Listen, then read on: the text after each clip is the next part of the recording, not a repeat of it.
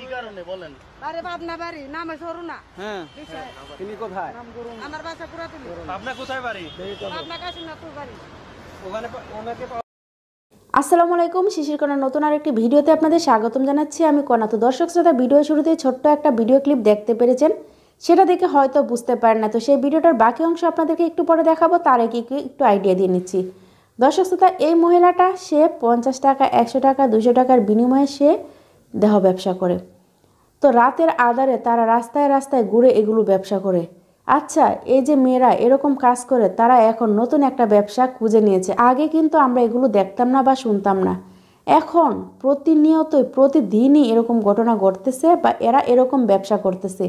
এরা টাকার জন্য এতটাই পাগল হয়ে গেছে, এতটাই নিচে নেমে গেছে যে টাকা ছাড়া এরা কিছু বুঝতেছে না। এরা এখন বুঝে গেছে যে এই দুনিয়ায় থাকতে গেলে টাকার প্রয়োজন, আর টাকা কামাই করতে হলে এসব করতে হবে।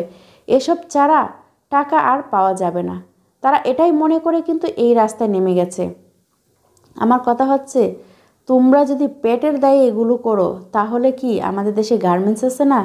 আমাদের দেশে কি কাজের অভাব আছে? মানুষের কাছে গিয়ে হাত পেতে তোমাদের পেট চালাতে পারতা। তাও যদি না হয়, তাহলে কাজের কোনো অভাব নেই। অনেক কাজ আছে, বাসা বাড়িতে কাজ করলেও তুমি তোমার পেট চালাতে পারো। যেহেতু তুমি পেটের দায়ে বলতেছো, আমি জানি অনেকে এখানে অনেক মন্তব্য করবেন, কারণ প্রত্যেকটা মানুষ কিন্তু পেটের দায়ে এগুলো করে না। কেউ কেউ টাকার লোভে, টাকার জন্য তারা এইসব রাস্তায় নেমে আসে। আর কেউ কেউ আছে তাদের পিঠ দেওয়ালে ঠেকে গেছে, তারা কিন্তু অপারক হয়ে নিজের ইচ্ছা অনিচ্ছা সত্ত্বেও তারা এগুলো করতে হয়। আর কিছু কিছু মেয়েরা আছে, কলেজে পড়ুয়া মেয়ে আজকাল এসব করে। তারা টাকার জন্য পাগল হয়ে গেছে, টাকার জন্য তারা এতটা নিচে নেমেছে যে তাদের পরিবার পর্যন্ত জানে না তারা এগুলো করে।